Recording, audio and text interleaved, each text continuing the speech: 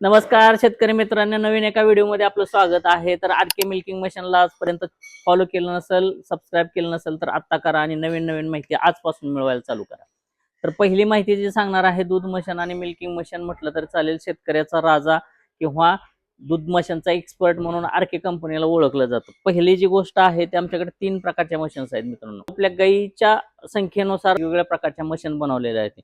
समोरची जी मशीन आहे 180 LPM ची आहे। हा 180 LPM चा पंप आहे।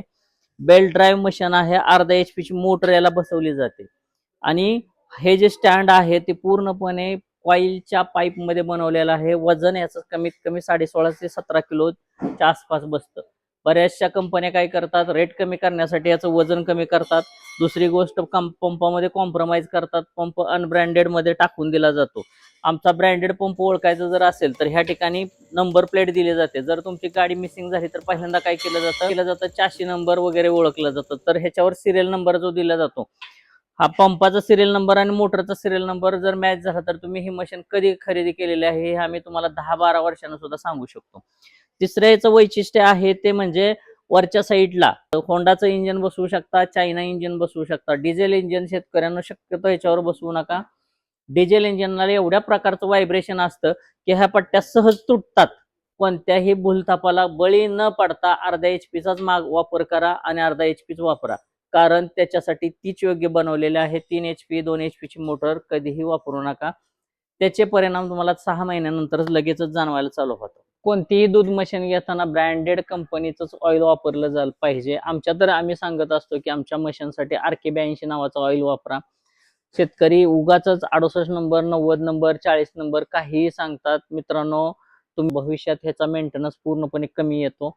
RK 82 चा जो ऑइल आहे लुब्रिकेशन्स आहेत, अशा 2-3 प्रकारच्या ह्याच्यामध्ये ऍडजस्टमेंट करून ह्याच्यामध्ये एक असा थर्मल लिक्विफिकेशन टाइम जो आहे तो पूर्णपणे कमी केलेला आहे। त्यामुळे पट्ट्या चिकटत नाहीत किंवा बेरिंगची लाईफ चांगली वाढते। तर आमचे 10-10 वर्षापासून आमचे ऑइल वापरून आमची मशीन वापरणारे कस्टमर आहेत, त्यांना ह्या ऑइल बद्दलचा नक्कीच एक्सपिरियन्स तुम्हाला विचारा। ते 180 झाल्यानंतर 240 मध्ये देतो। बरेचशा ठिकाणी 250 म्हटलं जातं, परंतु मित्रांनो त्याचं LPM हे LPM मीटरवर चेक केलं जातं। महाराष्ट्रातल्या 2% लोकांकडे विक्रेत्याकडे सुद्धा LPM मीटर नाही। शेतकऱ्याला असंच सांगितलं जातं की आमची एवढ्या LPM ची मशीन आहेत। तर LPM म्हणजे काय, लिटर पर मिनिट। ह्याच्यामध्ये सांगण्याचा उद्देश असा होता की आमची 240 ची जी मशीन आहे हे सिंगल बकेटवरच चालते, फक्त एकच कॅन चालतं। ह्याला पण आम्ही अर्धा HP चीच मोटर दिलेली आहे। RK चा ब्रँड, RK चा लोगो अशा पद्धतीने ह्यावर प्रिंट झालेला आहे, तरच हा ओरिजिनल आहे। बरेचसे शेतकऱ्यांना वेगळं नाव सांगून आमच्या ब्रँडशी तुलना करून मशीन देण्याचा प्रयत्न बरेचसे विक्रेते करतात, परंतु ह्याला भूलथापाला बळी पडू नका। हा पंप वापरताना चांगल्या क्वालिटीचं कास्टिंग वापरलेलं आहे। इंटरनल जे ब्लेड आहेत ते 5 आहेत आणि वरून जो फिल्टर वापरलेला आहे, पहिल्या 180 मशीनला पण फिल्टर वापरलेलं नव्हतं, पण ह्याला फिल्टर वापरलाय। तर ह्या फिल्टरचं एक वैशिष्ट्य असं आहे की जर तुमच्याकडून चुकून घाण, कचरा, डस्ट जर काही पाईप मधून ओढलं गेलं, टँक मध्ये येईल, टँक मधून जरी वरच्या बाजूला आलं तर ह्या ठिकाणी अटकाव होतो। 2 ते 3 महिन्याला हे जर फिल्टर स्वच्छ केला तर तुमचं मशीनचं लाईफ नक्कीच, पंपाचं लाईफ नक्कीच वाढेल। त्याला सुद्धा आपण जो वापरलेला पाईप आहे किंवा स्टँड आहे हे 22 किलो मध्ये येतं। 5 इंचीचे टँक वापरलेला आहे। अगदी आकर्षक अशी रचना केलेली आहे। तुम्हाला रचना कशी आहे ते दाखवतो। घड्याळ या ठिकाणी U आकारामध्ये दिलेलं आहे, जेणेकरून इंजिनचं जर व्हायब्रेशन झालं तर घड्याळ खराब होत नाही। त्यानंतर टँकलाच व्हॅक्यूम कंट्रोलर दिलेला आहे, म्हणजे तुमची सक्शन केलेली हवा आहे जी वर पाहिजे तेवढीच वर पाठवली जाते, पंपामध्ये घेतली जाते किंवा पुढे दिली जाते। तर 450 LPM मध्ये हा पंप आहे। 6 पट्ट्यामध्ये आपण दिलेला आहे। 6 पट्ट्या मी आवर्जून का सांगतोय मित्रांनो, 4 पट्ट्याचा पंप सुद्धा तुम्हाला तेवढ्याच कॅपॅसिटीमध्ये किंवा तेवढाच परफॉर्मन्स देत असतो, परंतु बऱ्याचशा ठिकाणी आता पाईप न वापरता, पाईपलाईन न वापरता पाईपच वापरली जाते ब्लॅकची आणि सरळ रेषेमध्ये पाईप ब्लॅक असा प्रकारचा हाताळला जातो। 450 किलो हवा जर आतमध्ये ओढण्यासाठी प्रेशर किती किंवा सक्शन कॅपॅसिटी तेवढी स्ट्रॉंग झाल्यानंतर 14 mm च्या बोर मधून जी काही येणारी हवा आहे ते घर्षण होत येते आणि त्याच्यामुळं ह्या पंपाला थोडासा भविष्यात अडचण येण्याची शक्यता असते, जेणेकरून ऑइल मध्ये ते जर गेलं तर पाणी तयार होतं आणि ते शेतकऱ्यांनी जर नाही लवकर काढलं आणि दुसरं ऑइल नाही चेंज केलं तर 100% आतील पट्ट्या खराब होतात, बेरिंग जाण्याची शक्यता असते, आतला जो रोटर आहे त्याला ऑइल जात नाही. म्हणून आमचं तर वैयक्तिक असं म्हणणं आहे की कोणतीही मशीन असू द्या, तुम्ही पीव्हीसी लाईन केली तर बेस्ट राहील, आणि जेणेकरून ह्या मशीनचं लाईफ पण वाढेल. शेतकऱ्याला आज मशीन दिली आणि पीव्हीसी पाईपलाईन जर केलेली असेल 10 वर्षापर्यंत त्याला कुठल्याच प्रकारचा मेंटेनन्स येत नाही.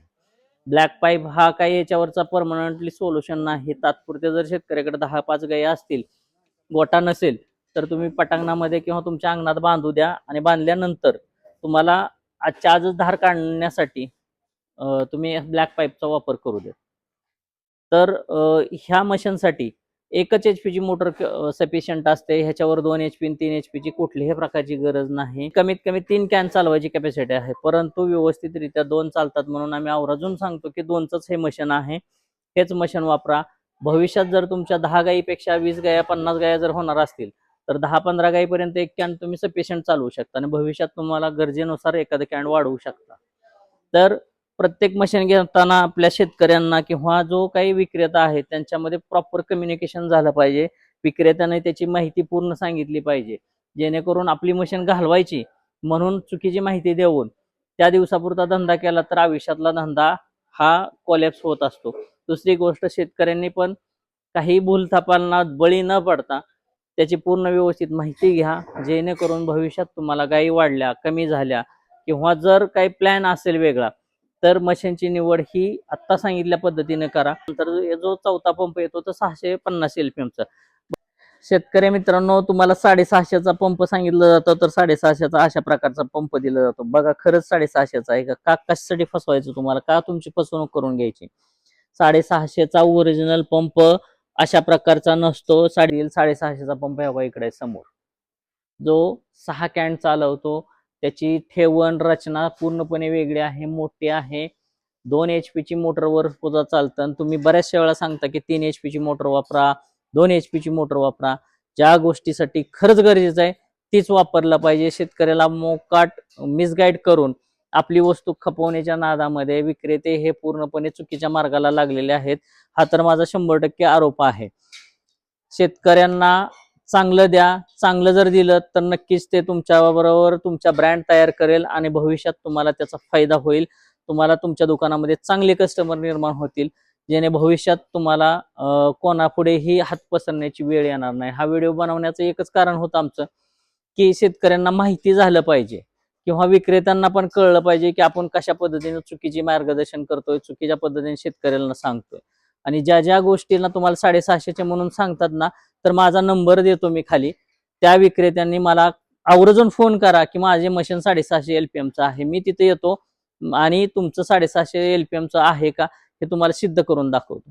ह्याच्यापेक्षा अजून वेगळं काय करू मित्रांनो तुमच्यासाठी सांगा.